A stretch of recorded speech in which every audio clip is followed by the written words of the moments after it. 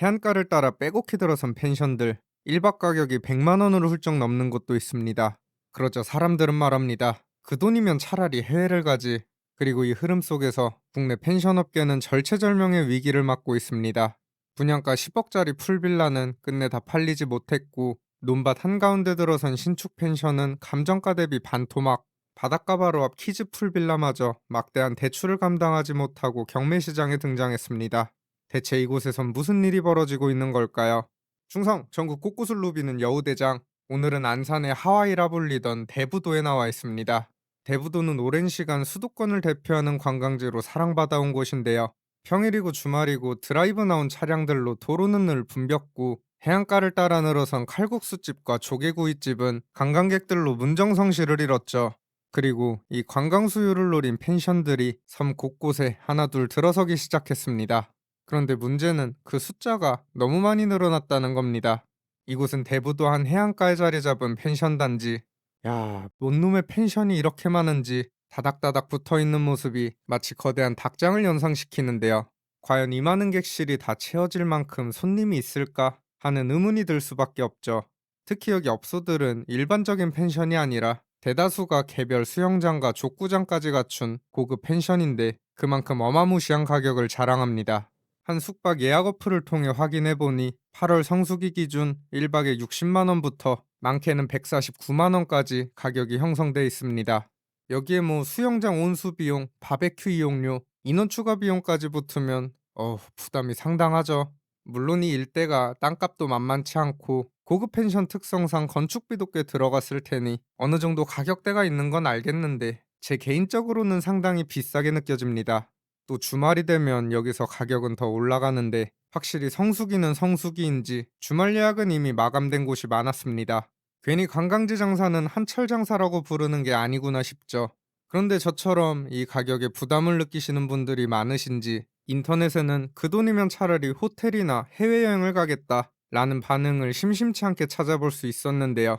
실제로 지난해 해외로 출국한 우리 국민은 2,955만 명으로 역대 최고치를 기록한 바 있습니다.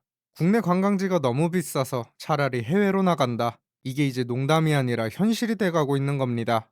여기에 더해 캠핑과 글램핑 문화가 자리를 잡고, 결정적으로 교통과 도로망이 눈부시게 발달하면서 당일치기 관광객들이 급증.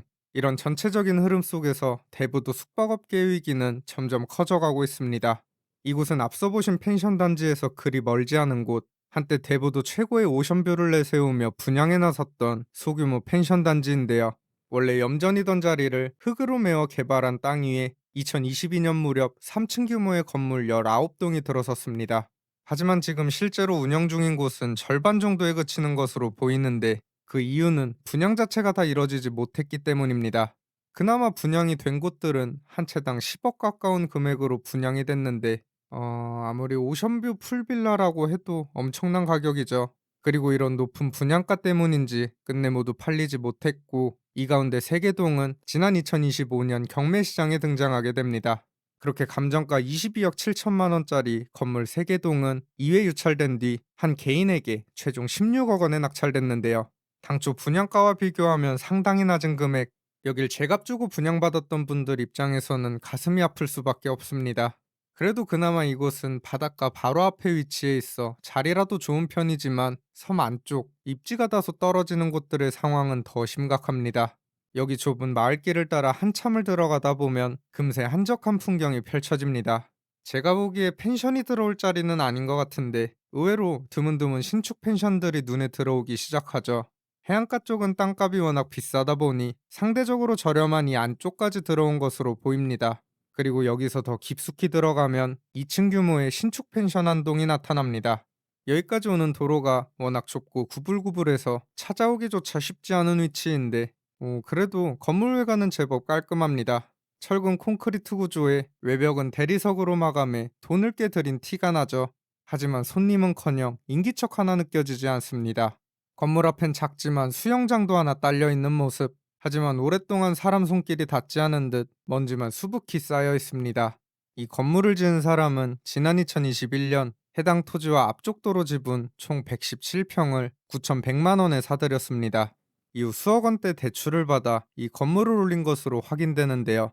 하지만 이곳 역시 지금은 불어난 빚을 갚지 못해 경매 절차가 진행 중입니다. 해당 토지와 건물의 감정가는 5억 8천만 원. 하지만 지금은 감정가의 절반 수준인 최저가 2억 8천만 원까지 떨어진 상태로 새로운 주인을 애타게 기다리고 있죠. 그런데 만약 이 가격 근처에서 낙찰이 된다면 기존 소유주는 건물은 잃고 빚은 여전히 남아있는 안타까운 상황에 놓이게 되는 겁니다. 이 땅을 처음 사고 건물을 지을 당시만 해도 확신에 차 있었겠죠. 하지만 결국 무리한 대출의 끝은 이렇게 뼈아픈 현실로 돌아오고 말았습니다. 자리를 옮겨 여긴 드넓은 갯벌이 펼쳐진 대부도의 또 다른 해안가, 바닷가를 따라 소규모 펜션 단지가 들어서 있는데요. 이 중에서도 가장 알짜배기라 할 수 있는 바닷가 바로 앞 3층짜리 펜션이 경매로 나왔습니다.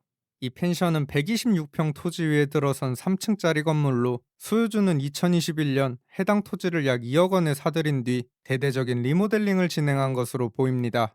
조용한 바닷가에 펜션을 열고 노후를 보내는 삶. 누구나 한 번쯤 꿈꿔봤을 그림이지만 현실은 그리 녹록지 않았죠. 이후 이곳엔 아이들을 대상으로 하는 키즈 풀빌라가 문을 열었습니다. 해당 숙소를 예약하면 실내 수영장과 노래방까지 딸린 3층 건물을 통째로 쓸 수 있고 가격은 평일 1박 50만 원에서 성수기 주말이면 최대 150만 원까지. 이 단가가 상당한 만큼 예약만 잘 찼다면 수익도 쏠쏠했을 법한데 이곳 역시 지나친 대출이 발목을 잡은 것으로 보입니다. 2021년 이 펜션을 담보로 3억 1천만 원 규모의 근저당권이 설정된 것을 시작으로 2022년엔 1억 2천만 원과 1억 3천만 원이, 2023년 다시 1억 2천만 원 규모의 근저당권이 추가로 설정됩니다. 불과 몇 년 사이 수억 원의 대출이 계속 쌓여간 것이죠. 그리고 2025년 소유주는 끝내 이 빚을 감당하지 못했고 앞쪽 도로 지분을 포함한 152평의 펜션 부지와 건물이 경매에 붙여진 것입니다. 이후 해당 펜션의 감정가는 6억 9천만 원 수준으로 평가됐는데요.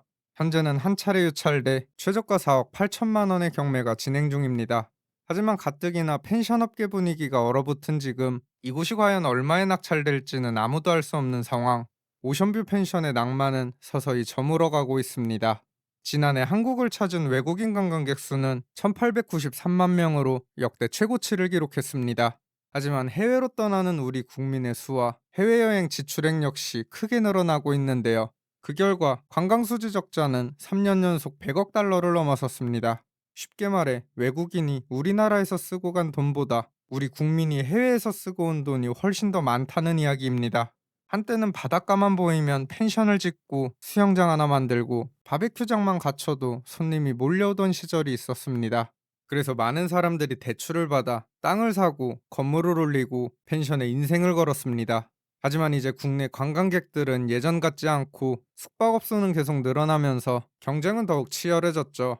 한때 황금알을 낳던 사업으로 불렸던 국내 펜션 업계, 앞으로 쭉 살아남기 위해서는 어떻게 변화해야 할까요? 여러분의 의견을 자유롭게 댓글로 남겨주세요. 지금까지 여우대장이었습니다. 감사합니다.